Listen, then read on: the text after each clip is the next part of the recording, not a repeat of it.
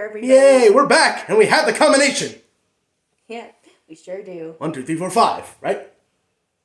I don't know what I'm saying. Anyway, we have been absent for a whole year, but I'm going to continue my tradition to have our favorite films of the year. Woo! Yay! What a year it's been, both the good and a lot of bad. But let's not worry about that right now. Let us focus on what we consider our favorite films of 2024. And keep in mind, we haven't seen every single film. There are several ones that I've heard great things about that I haven't seen, like The Substance or Hundreds of Beavers or I don't know, freaking like a bunch of other stuff. And I'm just like, I'm interested in watching Hundreds of Beavers, baby, but right now I haven't seen it, so I can't say anything right now. And we do have a couple honorable mentions. At least I do. I don't know about you. I do too. Okay. All right. Do you want to name yours first? I'll name mine first. So you might be surprised how some of these. Oh dear, did it again. I was hoping that wouldn't happen this early. Okay. So honorable mentions. Some of this I don't know why they didn't make the list. It just got booted out. I have Godzilla x Kong: The New Empire, because it's not Godzilla -1, but I like stupid fun, okay? And I had fun with this one. Furiosa: Mad Max Saga. This one should have probably made the list, and some of them probably are not as good movies as this, but I have my personal taste. Bad Boys: Ride or Die. This and the last film are the only good Bad Boys films in my opinion. Quiet Place Day 1. Beetlejuice, because as convoluted as that is, I had fun with that. Piece by Piece, because we all should have Lego documentaries made. Gladiator 2. I don't care what anyone says, I like this movie just as much as the first.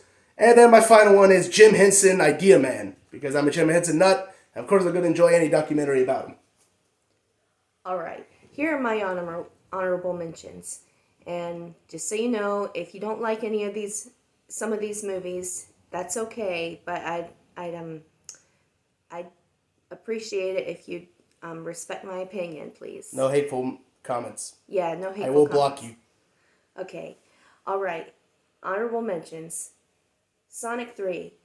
Almost got in there, but not quite. Okay. The Garfield movie. Yeah, not the best Garfield film ever, but I wish I had a few.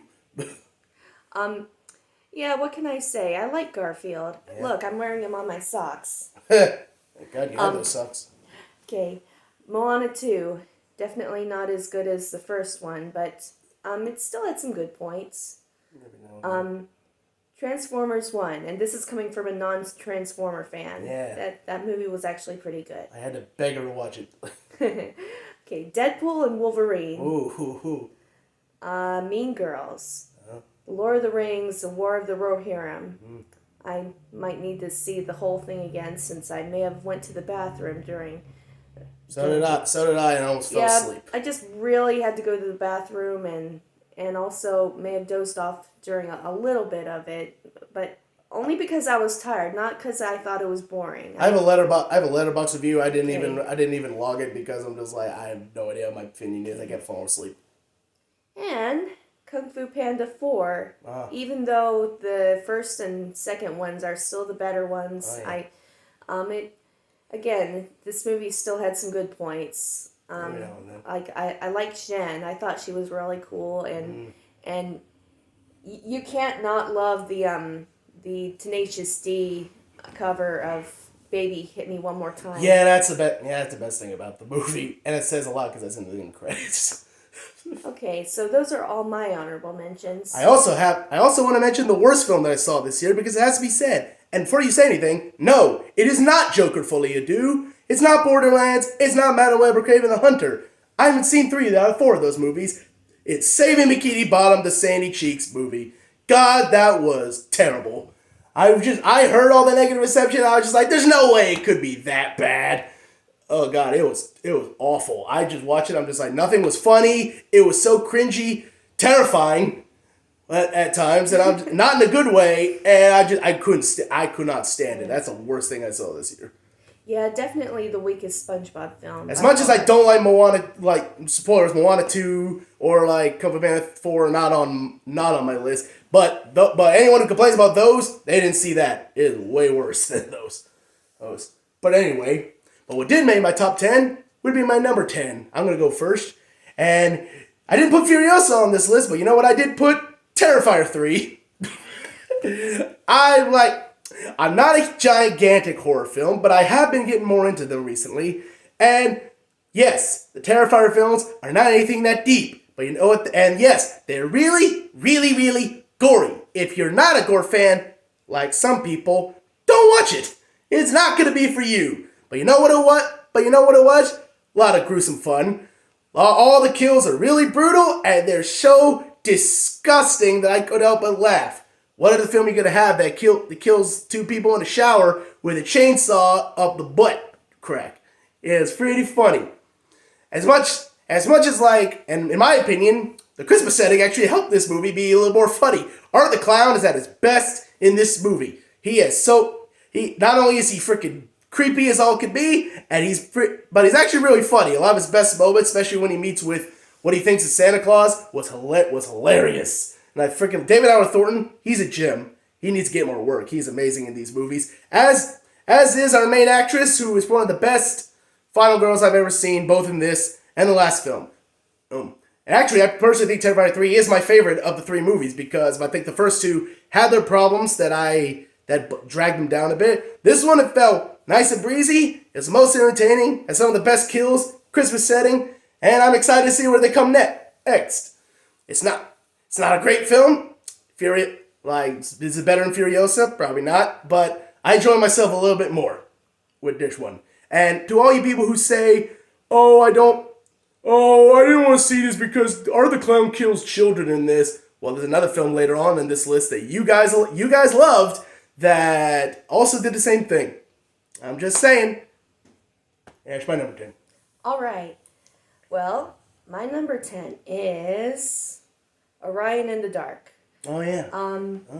Yeah, it's a really cute and very creative family movie by DreamWorks, and I really enjoyed it. I may not put it among my absolute favorites, but yeah. I think the concept is really cool. It might help children and maybe some adults not to be so afraid of the dark or to see it as such a horrible thing. Sometimes I might stumble in the dark and I'm like, oh, I hate the dark. But then I look back on this movie and then I'm like, okay, maybe I don't hate the dark that much. Dark's a great character. Yeah, Dark's a cool guy. He's he kind of reminds you of the genie from Aladdin and yeah, sure. And but he's not the only good character. There are also the I forgot what they were called. I forgot too. Yeah, somewhere. Let's see. There was Noise, Quiet, Sweet Dreams, Insomnia. Yeah, those are very interesting characters. The Diet Inside Out characters. Yeah, my personal favorite of those characters is Quiet, because she's just so cute, and she's like a mouse version of Kirby. She like sucks up all the noise and makes everything quiet. It's so creative and cute. And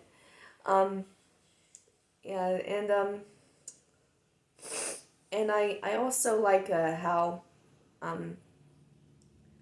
you get to, well, let's put it this way. I like the time traveling thing. It's very creative and stuff, and how you get to see the points of view from Orion as a kid and Orion as an adult with his own daughter. It's a little off-putting for me a bit, but like I understand both sides of it. Plus, DreamWorks has a thing now for having cats say hell. You're right. First, Puss in Boots did it, and now that there's this kitty that pops up and says, Well, I forgot, but Yeah, it included the word hell. He said hell, so I'm just like, that's just the funniest thing that DreamWorks has done now. I was about to say that it's technically the best DreamWorks film of this year, but I'd be lying because that's wrong. But we'll get to it later. But Okay. Well, anyway, that's my number 10. that's number 10. My number 9 is, and this pains me a little bit that this is this low, but I had to put it on this list, Kingdom of the Planet of the Apes. Because see, now she knows this, I love me Planet of the Apes. Specifically the Caesar trilogy. I love those movies. Those are some of my favorite movies of all time. And when War of the Planet of the Apes ended, I was just like, okay, we're done. We don't need another movies. So when I heard there was an announcement of another film, I was just like, nope, done. I don't want to hear it. I don't want to see it. It's going to be bad. But the more they revealed about the concept of this film, the more I got interested in it. The more I'm like, okay, it's going to take place decades later, past Caesar, and I'm just like, okay, let's see what we do with it. And while I can't say it's on the same level as those 3 movies, I still thought it was pretty solid. It's a good intro to what could happen for another trilogy. So, like, it did have nice concepts. I was interested to see where it was going. The good main character with Noah can't be the same as Caesar because how can you? But he was a pretty solid protagonist. My favorite character though was this little like orangutan they come across, or whatever he was called, named Rocca. He's my favorite character. He pretty much, probably because he was a big believer in the mighty of Caesar, and that's always good in my book. While Caesar's not in this movie, he is a big focal point in the background at least. You have some people don't believe in him. Some people like Rocca do believe and think he was the strong foundation, and others that do believe in Caesar, but like the villain of the movie, but take his methods a little too far. And he was wasn't a Proximus Caesar. He's a pretty fun villain. I wish he showed up quicker. It took a while to get to him. When he was there, he was pretty good. Yeah, the CG on the apes still looks great. I'm impressed that he still holds up after all this time. There were certain things here and there that bothered me a bit, like they dragged it down a bit. Like the human girl in this, she's fine, but I was questioning her character a bit, and I know it now. Maybe it'll go somewhere else in the next films, but I wasn't quite on board with her as I should have been. But it's still a good foundation for what could be a new trilogy. I'm hoping that when the sequels come out, the films will get better. And plus, this gives me more faith in Wes Ball making a Zelda movie. So now that I have confidence in this, and he's not done just do Maze Runner films. So I wanted it to be higher, but at least got to put it on there. Kingdom of the Planet of the Apes, my number 9. Okay, well, my number 9 is also Kingdom of the Planet of the Apes. Oh, wow. Yeah, he's gotten me into the franchise. At least in newer films. I didn't show her the original. So. Well, okay, not the original, but well, I might like to see it again at some point, but sure. But the newer ones, like starting with Rise of the Planet of the Apes? Rise of the Planet of the Apes and Dawn of the Planet of the Apes and War of the Planet of the Apes. I call them the Caesar trilogy. Yeah, the Caesar trilogy. Yeah, he showed them to me, and I thought they were really good, and and the fourth one, it was good too, and maybe not as good as like I think the third one may have been my favorite, but it's a toss up between me for War and Dawn for me, but either of them could flip. Yeah, either that or was it the first? Whatever. They were all good. They're all great. Yeah, they were all great. But anyway, it's a very cool, interesting movie, and I may not have as much to say about it as he is, since he's the big ape nut. Caesar, big ape, man. Yeah. One part of the movie I didn't like was that they killed off our favorite character, Rocco. Why'd you have to die? Spoilers. Okay. Sorry. It's been out for months. Yeah. So. But anyway, again, I don't have as much to say about the movie as he did, but it was really good, and I enjoyed it. And that's my number 9. I want to see more. See where it goes. I went a little back and forth on these next two because I saw them kind of close in conjunction, but I decided the logic thing to do would be my number 8 would be Sonic the Hedgehog 3.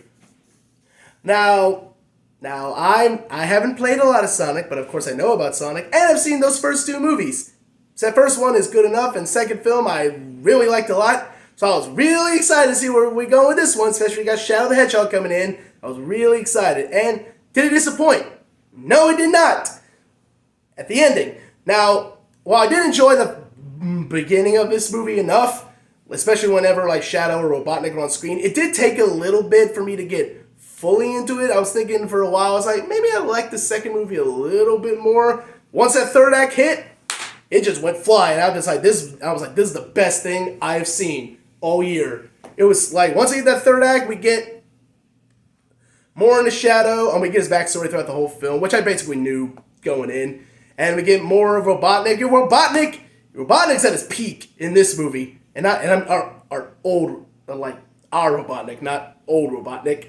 But he actually has a really good character arc in this movie, which really surprised me, and it should be stupid on paper, but I actually really enjoyed it. Jim Carrey's always great because of course he is. He gives it his all, and especially now we have 2 Jim Carreys in this one to make it even more entertaining, and both of them are great. I actually do like they gave old Robotnik a bit of motivation, kind of similar to Shadow. I thought he was just gonna be straight up evil. I mean, he is evil, but I mean, like, he has his reasons for wanting to destroy the world, even though it's very basic. But I did like where that went. I like where Shadow went, even if it was predictable. Great action, some of the best action in the entire at least movie franchise for me. Sonic's still great. I like his dynamic with Shadow. It's great, and like they kind of take him on a similar path. Tails got a lot more to do in this one than he did in the second one, which I really appreciated because I feel like that was more the Sonic Knuckles show. Knuckles is great. Redeemed himself after his series, which wasn't that great, but less human stuff in this. It didn't drag it down, except for Robotnik, because we all love him. And I cannot freaking wait for the next one. What they tease at the end, I want to, much like the second film, I called it what it was gonna be. Well, I half called it because there's something else that was there. But I'm really excited to see what comes next. And these movies have always been a lot of fun. That's my number 8. Okay. Before I go on to my number 8, I just like to say a few things about Sonic 3. First of all, I really like that Chow-themed restaurant they go to. Oh, yeah. One of my favorite things about playing Sonic Adventure 2 was taking care of Chow. And When I was referencing to the games? Yeah. Oh, okay. I didn't know that. That's cool. That's cool. Yeah, and also I agree with him. I'm looking forward to the 4th one. Mm-hmm. Again, it almost made it onto my top 10. I feel bad that it didn't, but no, I left Furiosa off. People will be mad about that. But anyway, on to my number 8, which is Beetlejuice. Ooh. Because, well, I really like the first Beetlejuice, and this one, while I still prefer the original, this movie was still really fun, and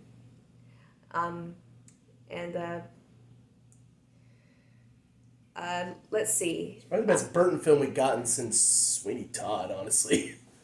I can't think of one. Maybe if I watch Big Eyes, I haven't seen that. Yeah, it can still get really dark and freaky at times, and but it's a very entertaining film, and I thought the little subplot of the girl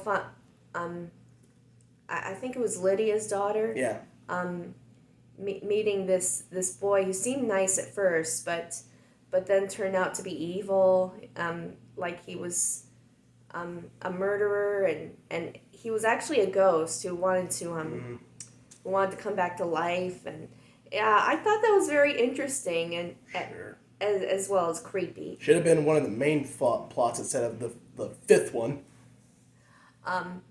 Yeah, but anyway, also the wedding scene was entertaining, and I like how they played that. Well, I know where you're going. I know the tune for it, but I'm more familiar with Weird Al's Yeah. Jurassic Park song. That's what I thought too. I don't even Do know. do do do do do do. Yeah, it's basically the Deo scene, except going wild and crazier because they got to top themselves somehow. Yeah, that was really fun to watch, and and also when they defeat Beetlejuice, and I just love his last words. It's something like I forgot what it was. I should have gotten married in Vegas or something. Well, Beetlejuice is always entertaining. They don't overshadow him too much. They don't overindulge him too much. He's about the same amount of screen time they had in the original, which is like 10, 15 minutes maybe. Yeah. Well, anyway, I applaud you, Tim Burton. You did well. For once, I'll say sorry. That's our cat in the background. She might pop up here and there. I'll say I put Beetlejuice in honorable mention because while finally entertaining, I had the same problem with it that I had with Despicable Me 4 this year. There's way too much stuff going on, and they should have focused on like 2-3 things instead of like 10. There's too much stuff going on, and that was my big problem with it. But it was an entertaining mess. I'll say this. My number 7 I have here is wait. That was you on the phone. You on the bus. Who was flickering the lights? Nosferatu. Now, some of you might be surprised. That is not number 1, or at least in the top 5. And for that I say, I have my personal taste. But I, for one, was curious about this. I was like, why is this so good? I even watched the original for the very first time. Just to understand the SpongeBob joke. That's the only reason I watched it. And actually, for a silent movie from the 20s, I actually really love that. I think it's a classic and it holds up for the most part. This one, it's a different take, but I thought it was really good too. Really freaky at times. It got pretty gory as I expected. Really horny as well. Everyone was horny. Not just the two married couple, but also Nosferatu himself. He just really wanted Lily Rose Depp, who was phenomenal in this. I think Lily Rose, there's a couple scenes in this movie where Lily Rose Depp is like possessed, and she goes back and forth, and I just turned her, and I was just like, Oscar, give her that Oscar, Academy, please. She freaking deserves it because she's amazing. Bill Skarsgård, thank God he was in this, and people can forget about The Crow, and it's because he was great, and now I have a new voice to impersonate. Nosferatu. I get breathing weird, like he's Darth Vader or something like that. Although I couldn't take him seriously that much with that mustache. It looked weird. Nicholas Hoult is great. He's been great in past several years he's been there. Willem Dafoe is always entertaining. He's popped up in so many films in the past several years. I love that guy. He's basically like Van Helsing in a way in this one, and he's always entertaining. I love the atmosphere that Robert Eggers brought to this film. I haven't seen like any of his other films like The Lighthouse, which I should. I've heard is really good. But I love a lot of the shadows it has. There's this shot where Nosferatu's like shadow hands like stretches out over an entire town. I thought that was a great shot. There's a lot of great tense scenes in this. I didn't know where it was going. There were times where I thought a jump scare was coming, and thank God it didn't. And it adapted the original Nosferatu pretty faithfully with updates that make sense. So I thought it was great. I thought it was I think it's my favorite horror film of the year that I've seen. I don't watch a lot of horror, but yeah, that's my favorite horror film of the year. That's my number 7. And now I wish SpongeBob would adapt this Nosferatu into its episodes if he keeps making recurring appearances. Okay, well, my number 7 is Piece by Piece. Okay. I just love a good Lego movie, especially the original one from 2014. But this is not a comedy. But yeah, this isn't a comedy. It's a documentary. Mm-hmm. We're talking about a documentary of Pharrell Williams, which I hardly know anything about except for his song Happy. I just know all the Despicable Me music, basically. Yeah, but anyway, it was a good documentary and very very well put together, literally with Legos. um, Ah. yeah. So I enjoyed watching it, and I'm trying to think of what else to say. Oh yeah. There is this one song that we that we hear him sing. I think it's him singing, or maybe it's somebody from the '80s, but um, I don't know. There's this really cool song that I like that I never knew that Pharrell Williams had anything to do with. It goes like the Legend of the Phoenix, and I yeah, but it's a really cool song, and Sure. I I think I was first introduced to it um with a video where they make it look like and sound like a cat is singing it. Meow, meow, Mm-hmm. meow, meow, meow, meow, meow. Yeah, Yeah. but yeah, but anyway, uh, Animation looked great yeah, oh yeah, for like. definitely. They didn't even need The to have to animation- try that hard for this documentary, but no, everything's made of Lego, so I'm like, Yeah, the animation is awesome. They really did a good job. Um, basically want Pharrell Williams' music video without actually watching music videos and wanting it animated. There you go. You got it for you. yeah, when we were watching the movie in theaters, they even they even went so far to show us to do like a Lego version of the Wicked trailer. Oh yeah, Um, that was in the trailers at the beginning of it. Yeah, so anyway, I don't know how much more I can say. Well, it's a documentary, you know. It's not much to say, honestly. Yeah, there's not much to say. It's a documentary, Yeah. but it's a fun documentary. Yeah, I put in the honorable mentions only because I don't know how often I would watch it that much. But it was a really good documentary. Saying it deserves more attention, especially from the Academy. Yeah, it makes me wonder if they're gonna make some more documentaries with Legos. I'm hoping. Well, Universal got to do something with that. Yeah. Well, anyway, that's my number 7. I don't know how high this is on your list. It's probably really high. Our number 6 is Flow. Flow. Now, I usually don't see independent animated films recently, but this one caught her attention because she saw a poster and had a cat on it. That's all you need. That's all you need to get her interested. But I have heard great things at that time, so I was like, well, let's go find it somewhere. I had to drive all the way to Winston-Salem, very small theater, and just to watch this one movie. And big shock, it was great.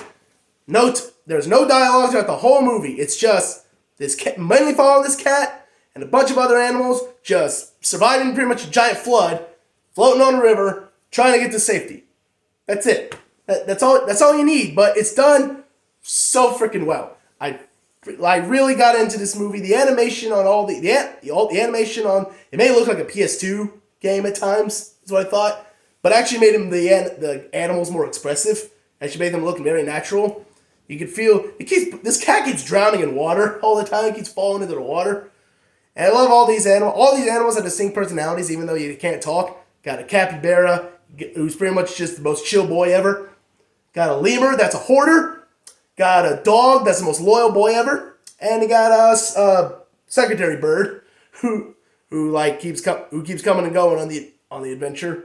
But it was really freaking good. It just shows them there's another film that's higher than this that I thought was gonna be like what this film does, but it did something else. But that's another story. It did something, but I actually exceeded very well. But this is basically what I want more anime films to do. You don't need talking animals to get through. You don't need wacky comedy. You just need nature, just life itself. Try to survive a deadly situation, and that's all you need. And I thought this film was freaking great. It was cute. I love all these animals.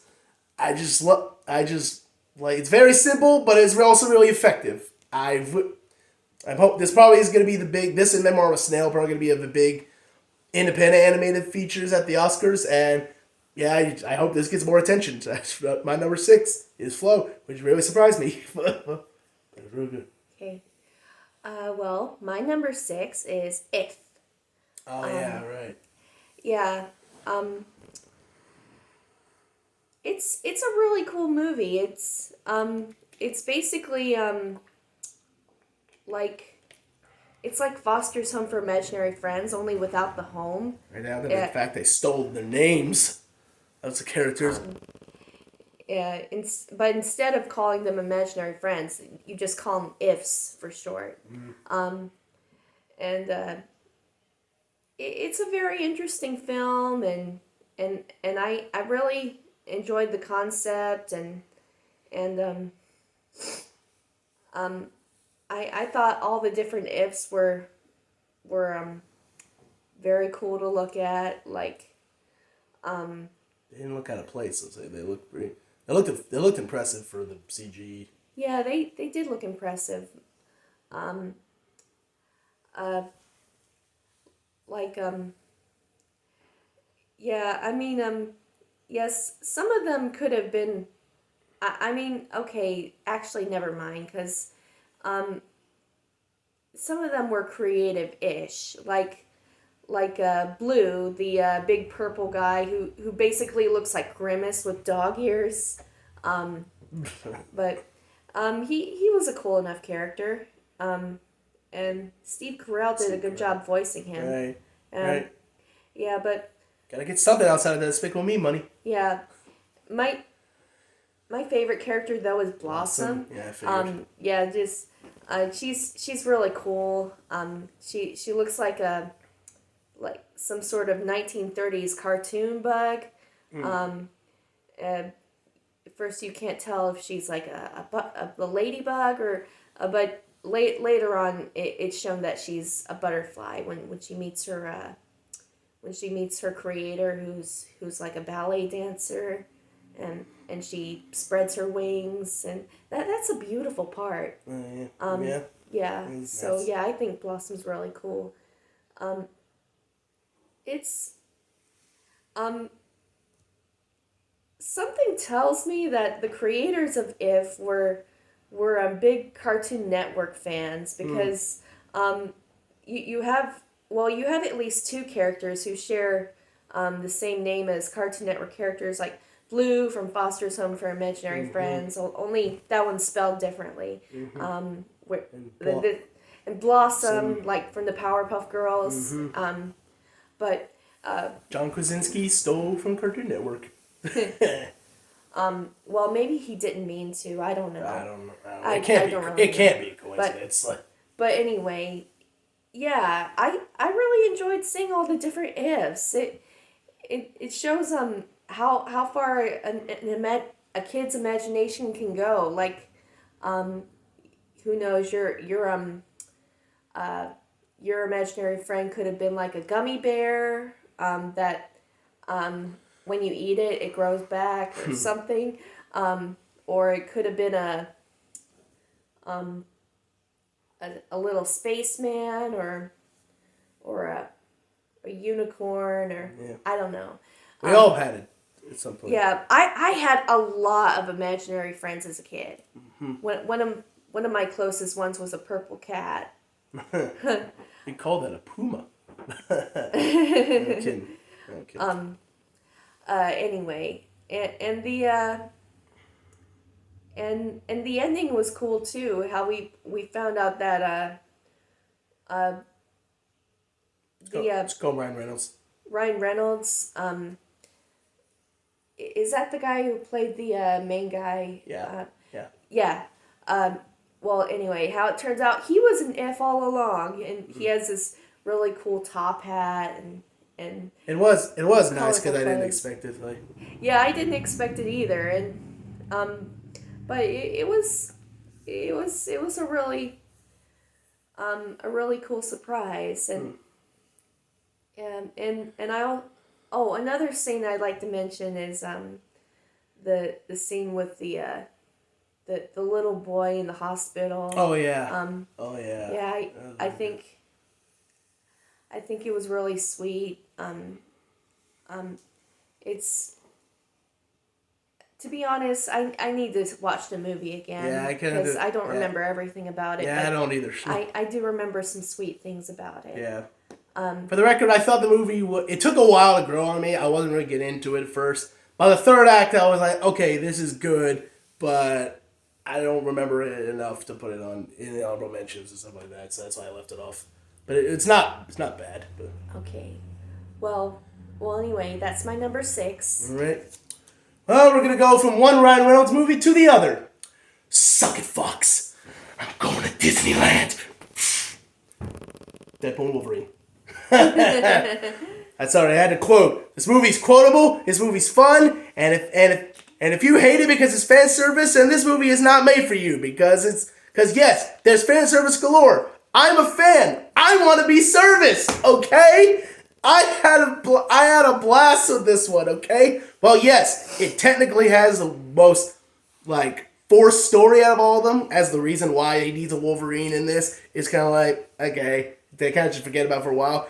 That's not what you're here to see. You were here to see Ryan Reynolds and Hugh Jackman as Deadpool and Wolverine just riff on each other, beat each other up, work together, and they are freaking great. Ryan Reynolds is always great as Deadpool. He's been like this since 2016. All his jokes are on point. Hugh Jackman gives a phenomenal performance in this one. There are so many scenes where he didn't need to commit. He didn't need to go this hard, but he did it anyway. He did it for you. Because that's how there's a scene in a car where he's just pouring his soul out. He's just pissed off. And it was freaking incredible. That's a great scene. There's a great action in this. Everything is entertaining. It's bloody and gory, and it's great. Best villain in an MCU movie for a while. I don't know, not the freaking TVA agent. I didn't like that guy. I mean, Charles Xavier's sister. I thought she was great. Emma Corrin, who was also Nosferatu. She was really good. I thought she was pretty creepy. She could put your fingers through your skull. That's pretty disturbing. And while her plan might not be great, freaking, she was entertaining to watch. Yes, there's tons of cameos in this one, tons of Easter eggs, and yes, I'm a fan. I freaked out a lot, and a couple people showing up, and I'm just like, just in case all two of you that didn't see this $1 billion film didn't see it. I won't say who, but I was because I'm the Marvel person here. She doesn't know that much. I was flipping out. It was great. I was satisfied by the ending. We got the freaking Wolverine costume when his mask came on first time. I was just livid. I loved it. I had a ton of fun with this one. And it's the most fun I've had in a Marvel movie in a while, I would say. So I had a blast with this one. While it's not technically the best, because there are things you can nitpick about it, I didn't care. I really enjoyed it. I thought it was great. That's my number 5. Okay. My number 5 is Inside Out 2. Hey, that's my number 4. Well, okay, well, anyway, Inside Out 2, great sequel, great movie. Oh, yeah. Maybe not as good as the original. Maybe that's just my opinion. But still, it's very well done, and oh, yeah. And I like how we get to see Riley as a teenager and how things turn out for her, for better or for worse. Of course, it has a happy ending. Of course, Yeah. Of course, every Pixar movie does have one. I think. Maybe I'm forgetting. Depending on how you feel about Toy Story 4, that might not have a happy ending. well, yeah, that one was actually kind of bittersweet. But anyway, yeah. Anyway. My only complaint about the Inside Out 2, while I thought it was great, we'll both talk about it because this is my next one. It's my number 4. Is that I felt I had a little bit too much of a repeat of the first film from time to time. I thought there were certain beats I'm just like, that's like the first film, that's like the first film. Except they changed a couple things, and that kind of bothered me a little bit. I was like, I want something more original. But what we do get, when it is original, I thought it was great. I thought it was fantastic. I thought this is the best Disney film in years. It's like Encanto probably. But I love everything. I love. Well, most of the new emotions don't get that much due, but they get their moments here and there. But anxiety is the main one, and she's my spirit animal. Yes, she's technically the antagonist, but she does everything that she thinks is best for Riley, and it just all falls apart. And it gets to a point where there's a scene. The most effective scene for you is just when a character's just frozen in a complete state, dealing a panic attack, and it's just like that right there. It just freaking like it just hits you with that one image. It's so good. Yeah. Yeah. Personally, my favorite characters are still Joy and Fear. Yeah. But the new emotions are great too. They're all very enjoyable, and Riley's still very relatable. And more of a character in this one for Riley herself. Yeah. But anyway, yeah. About all the new emotions, they're ones that we've all felt before, and like Joy said, they're ones that Riley needs to feel sometimes. There are times when you might think, really, okay. Just like the first film, it's like sometimes we need sadness in our lives. Yeah. Sometimes we need to feel anxiety, but sometimes we need to put them in a corner for a bit. Just like go take a breathing right now. Yeah. Like the past year, I felt a lot of anxiety myself. Like, since we were getting married, and I was worried. Oh, what if this happens, or what if that happens, or what if something bad happens? Yeah. And sometimes I still get anxiety. Yeah, we all go. Yeah, but that's okay. Everybody does, and everybody feels bored or jealous or embarrassed. Embarrassment is another great character. Doesn't say much, but you can still. But he's like a giant, cute pink elephant, kind of, or whatever he is. And he also reminds me a little of Quasimodo. They're both very sweet and shy, and they mean to do the right thing. Another thing, I kind of ship him with Sadness. They make an adorable couple. I still think I still ship Joy with Sadness. There's scenes in this and Dream Productions where I'm just like, are they dating? They act like they're dating. Since the first movie, I'm just like, yeah, I can see it. And I also really enjoyed the extra characters like Boofy the dog. Yeah. I wonder. As soon as that popped up, I'm just like, well, I wonder what they're referencing. And I really, really like Lance Slashblade. Yeah, he brings back a lot of memories of when, like, I would watch my brother play Final Fantasy VII, or my brothers and I would play Super Smash Brothers. Oh, yeah. Discuss is every video game simp that loves those hot emos, like Final Fantasy VII. So. Yeah. So anyway, he's a really cool character. I love all this. I love all this stuff in Riley's locked vault. That was great. That was great stuff, and it comes back. Anger's great in this. You know what I like is that a lot of the emotions sometimes have to act against their different emotion. Like there's a scene where Joy just loses it, and she gets really annoyed and pissed off, and anger has to be the reasonable one to like bring her out of it. I'm just like, this is weird, but also it kind of fits for the situation. Yeah, that part was great. Yeah, I know. Oh, and the sarcasm. Oh yeah. Boy, are we so lucky we ran into you guys. I saw that in the trailer. I was like, we're at least gonna be spot on humor. Well, those guys are jerks. And also, I barely noticed that Disgust and Fear had different voice actors. It sucks that freaking they didn't get a good pay because I love Bill Hader. Mindy Kaling can stay away from animation after Velma. But I barely noticed, and I thought both replacements were great. I love Tony Hale as well. So I thought they were pretty good. Yeah, but the thing I think I really like the most about Inside Out 2 is the lesson it teaches. Oh, yeah. It teaches you that that emotions can't define you. Yeah. Only you can define yourself. Yeah, that meant a lot to me. I thought that's a great message for kids, for adults, for anyone basically. this just proves that Pixar didn't ruin Inside Out. They carried it on. They respected it, even with a different director, and they knew what to do. And I'm just like, good. And I'm like, great. That just makes me think I kind of want an Inside Out film every 10 years and stuff like that. Just have Riley keep growing up, get a bit older until old age or something like that. Yeah, same here. As long as you keep thinking of new ideas and don't run out of steam, I think it'd be great. But you never know. They never know. They can fumble it. I don't know. But don't rush it out. You got to take your time with it. It's also the highest grossing anime film of the year. Beat the 2019 Lion King. Yes, I'm excited. Don't pay Mufasa money, please. Don't do it. Okay.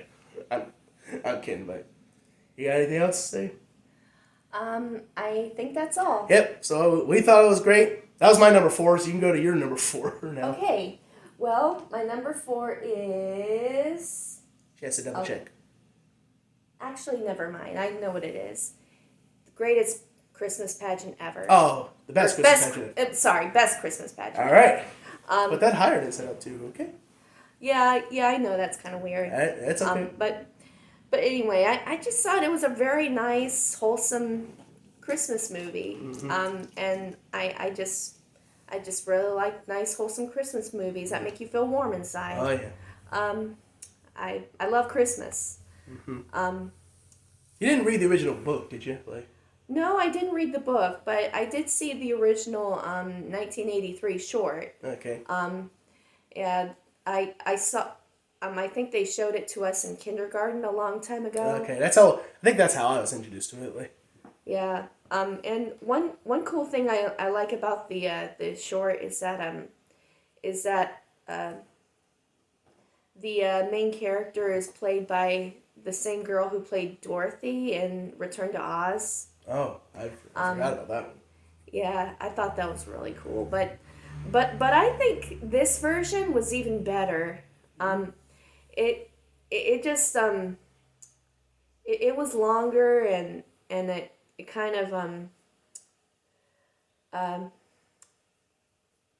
what's the word I'm looking for? Expanded. Yeah, expanded the story and everything and I think all the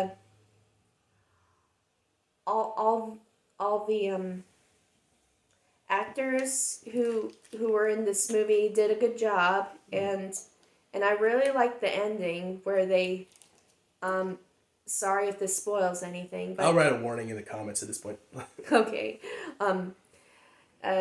They tell you what happens to those kids that used to be bad but turn good after being in the pageant.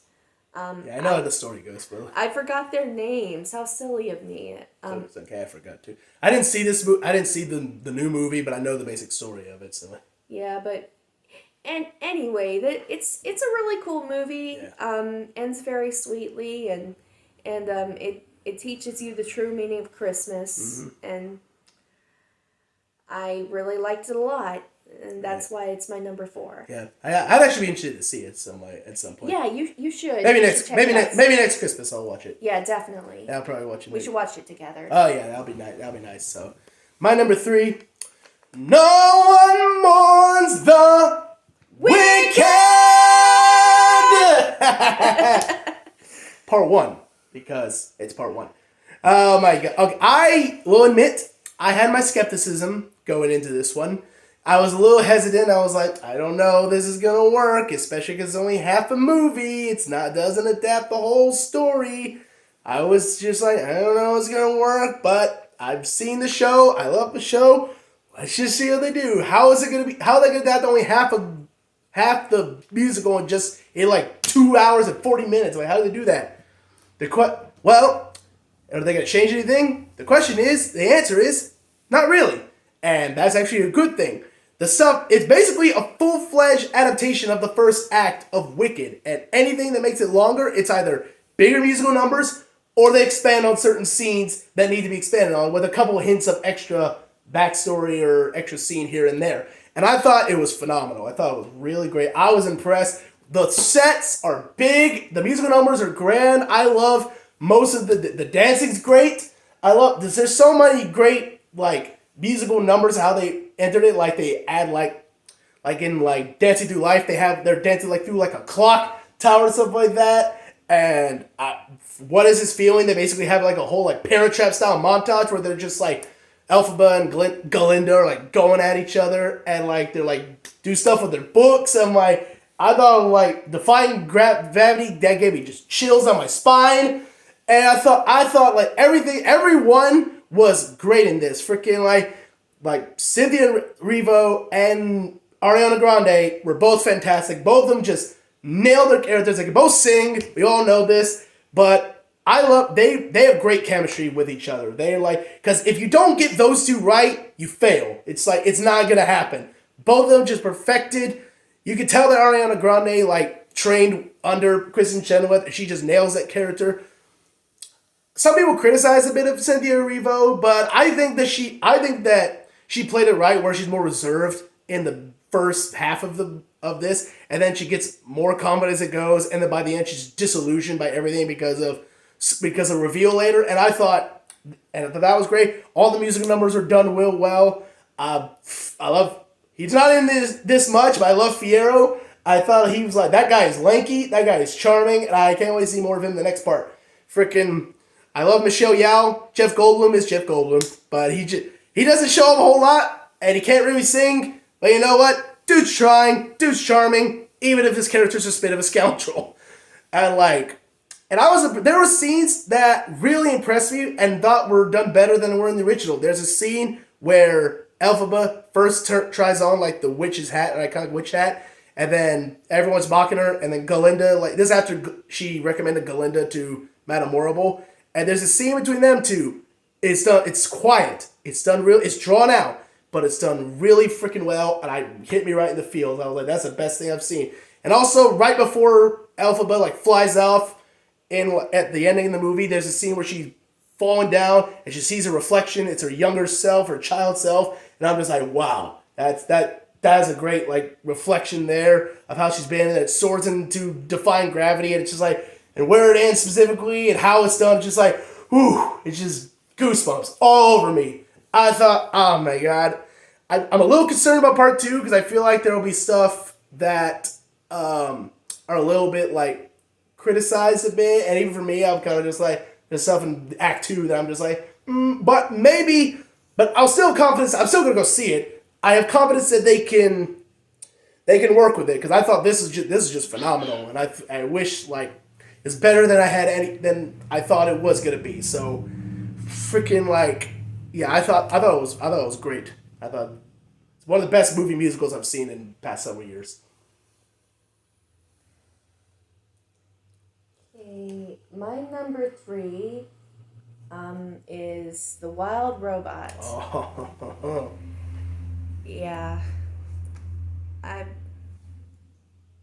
just love this movie. Oh, yeah. I loved it so much that it kind of took place in my top 5 favorite DreamWorks films. Yeah. Even after I saw it in theaters, it's that good. Oh yeah, it was really really good. Yeah, I love Roz. I think she's a really cool character, and and her voice is very soothing. And Lupita Nyong'o this year, much like another actor I'm going to talk about later. This is a year of Lupita Nyong'o. Between this and Quiet Place Day One, I'm just she gave phenomenal performance in 2 different films this year, and it was great. And she's great. Hope she wins an Annie Award. Yeah. Her or Bright Bill, maybe. Yeah. Yeah,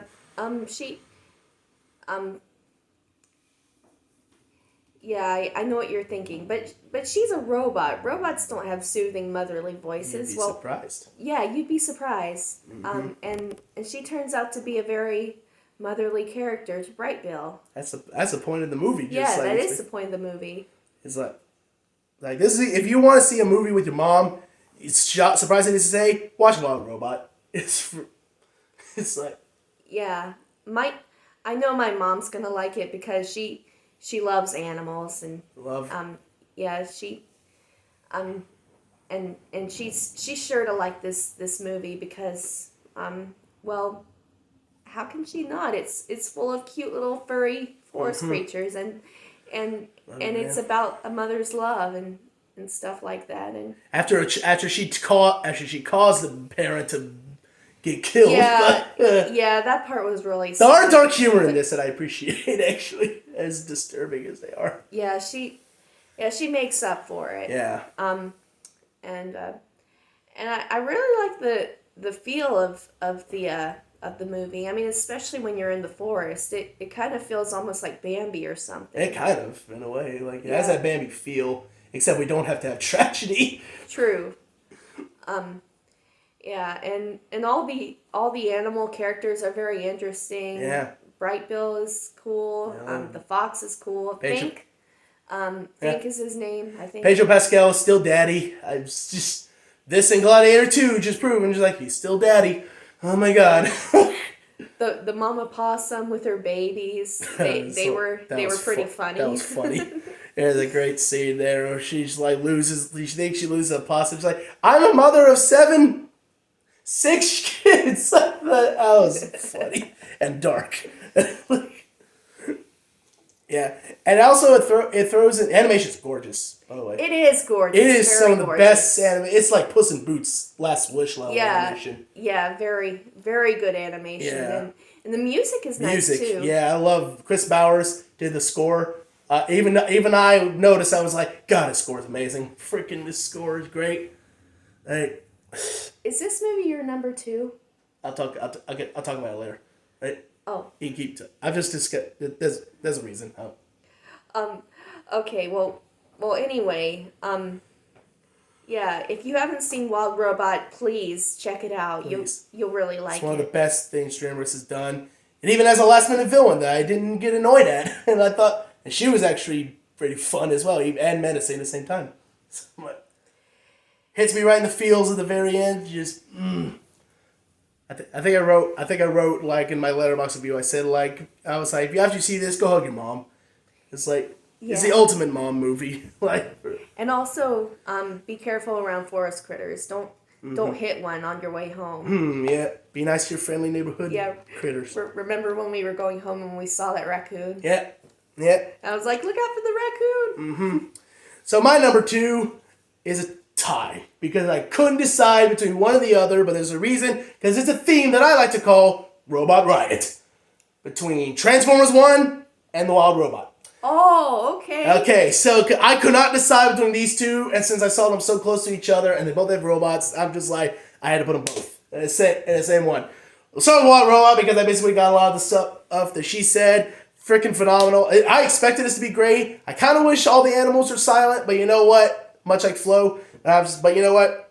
It executed really well. It was really emotional. I loved it a lot. I need to rewatch it, but it's a great heartwarming story about just Robot finding her purpose in life and becoming a mother to this goose, and it's Gosling, and it's just that's great, and letting him go and him growing up, along with treating nature as a whole, because all the animals come together at the very end, and they become pretty much their own family, and it's great. It was so heartwarming. Some of the best animation I've seen from DreamWorks in a while, and I just love this so much. But what I equally loved is that is Transformers 1, because I'm what you call a casual Transformers fan, and the first trailer for this movie was kind of bad.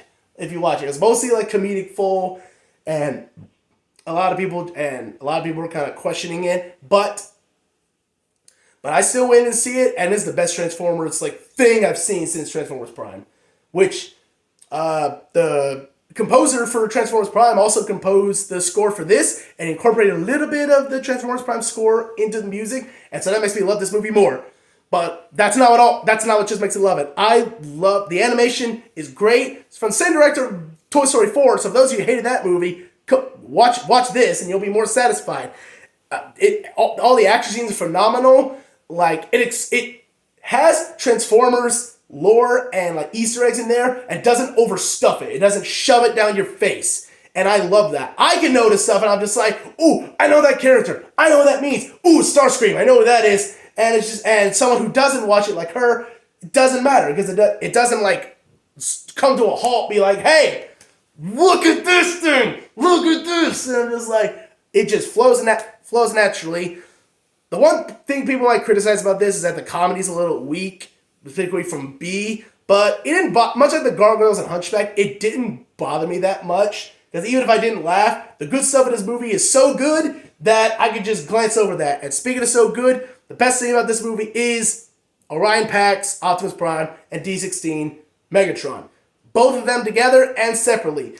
It starts off with just them being friends, and I'm instantly just like, I buy it. I buy that they've been friends for years, but I also buy, because Orion is is very cocky. He thinks that, well, we should do all this, and D's like, no, that's a terrible idea, and he keeps dragging him into this. You can see there's already that tension of like one being reckless and the other trying to be content with what he has. And then as the movie goes on, things start getting unraveled, and then one rises and one falls. And you feel for both. You understand both. You understand why D16 would go down this path, because they got screwed over so much by this one dick, and all the stuff that Orion put him through. Why shouldn't he kill this guy? Why should he listen to Orion? And that's what makes a great villain.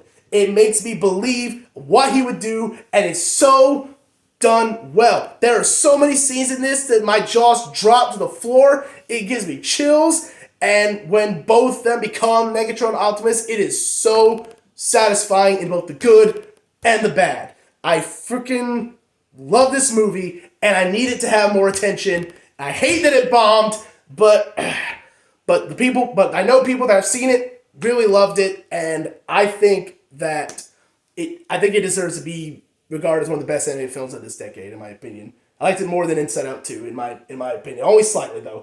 And about this, I couldn't decide if I like that or The Wild Robot more, so I had to put them both because they're both great in different ways. And I thought it's just robots doing at each other. If you want to have Roz and Optimus Prime go at each other, I would love that. But that's not gonna happen. So Robot Riot, Transformers 1, Wild Robot. That's both my number 2 because my list.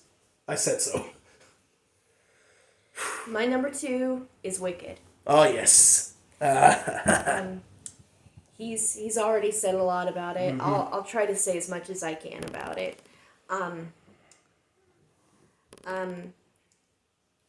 Anyway, yes, it's a great musical movie. Very long though. Yeah, I didn't feel it.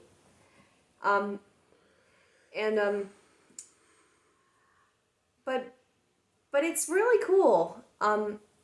I've seen the stage play, and that was amazing. Mm-hmm.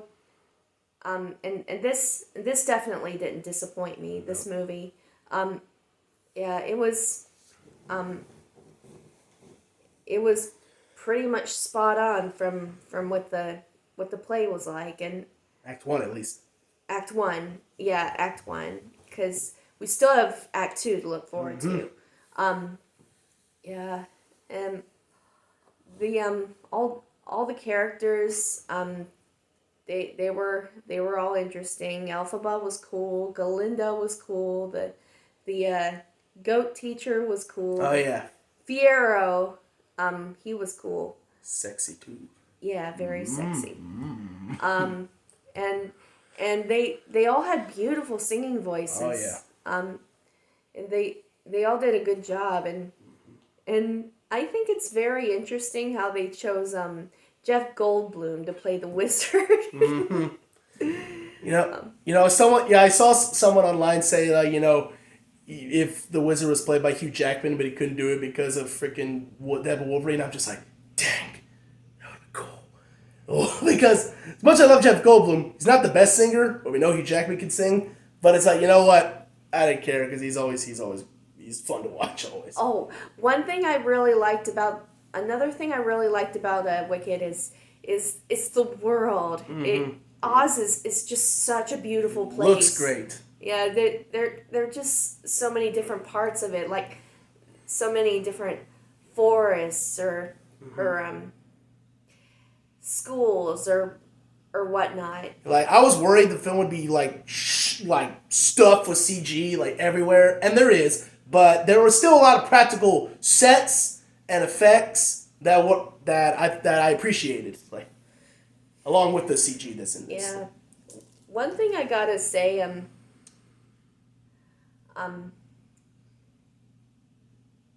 I know you're supposed to, but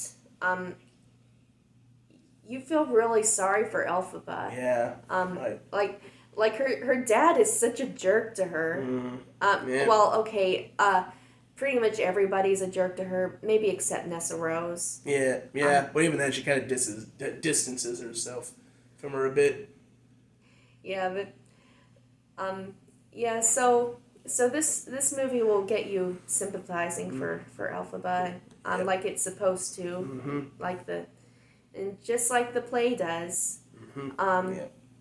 Anyway, it's a wonderful movie. Great actors, great songs, great great scenery, and those great sets. Yeah. It's that great. If you haven't seen it, go see it. The Wonderful Wicked of Oz. You probably already have, though. It's made a lot of money. Yeah, I remember when we were going to see Moana 2, with we couldn't get any popcorn because the lines were so long. They were probably coming to see Wicked. Well, Moana 2's made more money than Wicked, so. What? Yep. Well, that's surprising. I mean, it's not the worst thing ever, but it's still very surprising. Have you seen how popular Moana is on Disney Plus? A lot, really popular. So, well, I brought it full circle. I said popular. Popular. It's all about popular. Right. Best line in the movie. Just Ariana Grande saying right. Oh, one thing. One more thing I'd like to mention is that Ariana Grande. Sorry, it's I fine. can't talk today. Blech. Sorry. Ariana Grande. She's her singing chops are phenomenal. Yeah. I mean, how many girls do you know who can hit that high E? Well, she's been a famous singer for years. I've known her since Victorious, so I've already known this for years. So, but yeah, you're right. Yeah, so it's a very amazing movie, and definitely my number 2. You're probably wondering what my number 1 is. What could possibly beat it? Well, I'll tell you in a bit. But first, I got an idea what it is. But for me, go with my number 1 is a certain part 2 of a property that came out in the year 2021 that we have been waiting so long for and want to see continued, and then it finally happened. And in this year, and it was everything we waited for. And of course, that would be Arcane Season 2. But since it's a series, I can't count it. I'll just go with the Sandworm film instead. Dune Part 2. So, okay. If it counted as a movie, Arcane would be my number 1. But since it's not, I'll go with Dune Part 2. It was, like, as someone who liked Dune, but when I first saw it, I was a little, on it, and it is a little slow at times. This is everything I wanted the Part 1 to be and more. This movie is gigantic. It is what you would define as truly epic. This movie is like 2 hours and 40 minutes long. I was never bored. It expanded on the first part and continued it and followed the book curate. All the actors and all the characters are great. Zendaya gets a lot more to doing this. She's great. Timothée Chalamet goes down a different path that I didn't think he would go with Paul Atreides in this one. And I thought that led to a pretty grim placement, as well as Rebecca Ferguson as well, where she goes. Javier Bardem is my favorite character in this movie. He believes so confidently in Lisa Al Gaib that no matter, even if Paul denies it, he's always like, he denies it. He must be the one. He so believes in it so hard. It's kind of charming, and everyone's this freaking what's his name? Elvis was freaking Austin Butler. He was great. He was freaking scary. There's a whole scene. It's filmed in black and white in a giant stadium with him and Stellan Skarsgård in a big fight. That was amazing. All the effects are great. The music's great. It's Hans Zimmer. Freaking Christopher Walken's in this because why wouldn't he be? He's a bit as the Emperor. I wish him and Florence Pugh got more to do. They only got a couple scenes in here, but you know what? Always so much of them could go so far.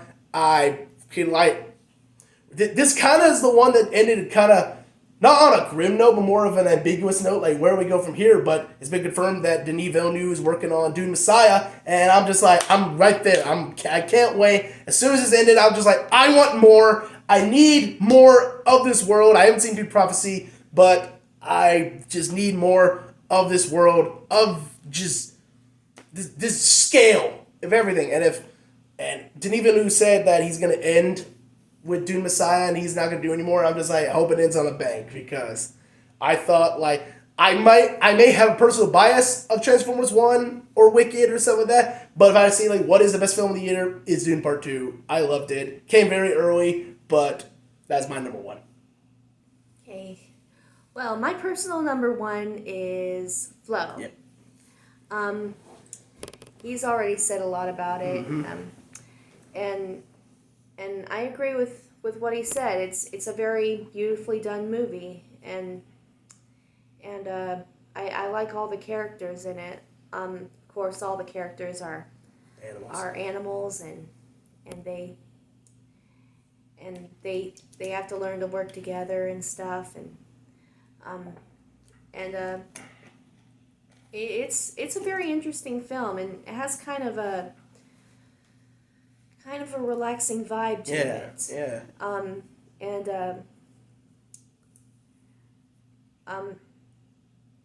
This cat really has to go through a lot. He says, I remember he said that he was surprised I wasn't crying. Yeah. I was surprised. She doesn't like cats in peril. She doesn't like it. I just don't like seeing cats suffer. Nope. But later on you see this cat learning how to swim, and you even see him fishing for the other animals, and the fish are beautiful. They're all different kinds of colors. Oh yeah. It's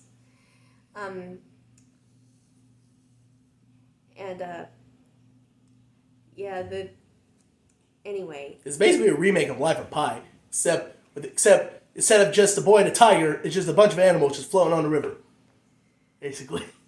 Yeah, but it's really well done. I really like how well done it is, and even though it doesn't have any dialogue, that's okay. It makes it better. Yeah. It does kind of make it better. It not like Walking with Dinosaurs. Don't remind me. Sorry. Anyway, yeah, great movie. She's a sucker for any cats anywhere. She would have loved Quiet Place Day 1. Wait, what? Quiet Place Day 1 had a cat in it. It's the main character. Really? Yep. I never heard of that movie. Well, I told you about it earlier this year, but I'm just saying, had it. Oh, I guess I forgot. Yeah, but it's okay. Just continue. Yeah. As far as animated cat movies go, it's definitely better than The Amazing Maurice. I guess. I was gonna say it's better than Garfield. Yeah. Anyway, that's another. The Amazing Maurice. I think that's what it was called. Yeah, you're right. That's another movie we saw like last year. I think it was 2023. And it wasn't all that great. No. But this movie was awesome, very amazing. Really great.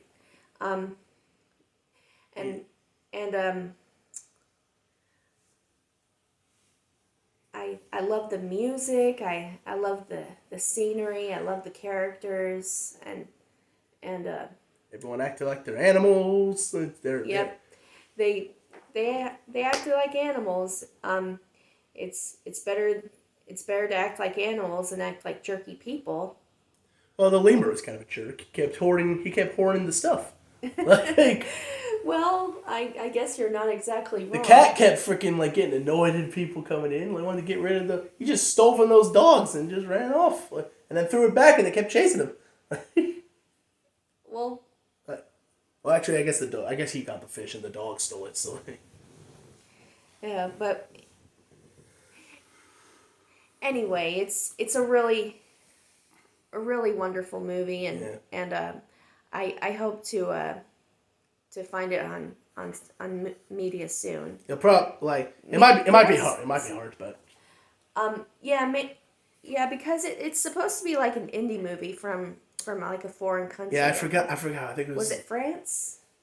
I think it was either France or like.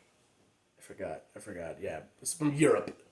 Yeah, a European indie movie, but it's a great European indie movie, Yeah. and It's almost like independent anime films Yeah. are great or something.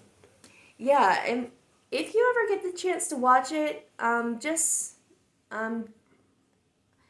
just be sure to stick around for the post-credit scene. Otherwise, the ending is gonna leave you bewildered. Oh yeah, right. Yeah, I know what you're talking about. Yeah. So that's about it for our top favorite films of 2024. Can't wait to do this next year when Wicked for Good becomes my number one. If I'm right, then you owe me $5 if that happens. Well, because probably not gonna do anything else in that time. All right. See ya. Okay, bye-bye.